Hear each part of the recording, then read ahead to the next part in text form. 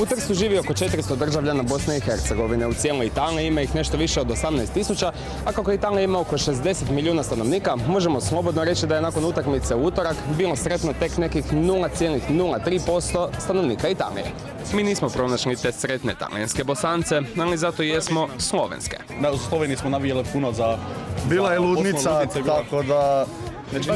Ipak nam je drago za naše komšije što su osvojili i što idu na Ja sam inače iz Bosne, iz Vužima tamo i drago mi je za moju zemlju da je ošla na svjetsko prvenstvo. Pa znaš kako, meni je jako drago pošto sam Balkanac, a inače ono kako kažemo po balkanskom, ko zadnji smeje, najslađe se smeje. Velika pozdrav za Bosnu. Talijani su im se rugali i oko slačionica i stadiona pa i navijača. Nisu mislili da bi im jedan takav outsider mogao zatvoriti američka vrata. Ali Talijani danas vidimo na BiH nisu ljuti. Dapače. Che si dice per Bosnia?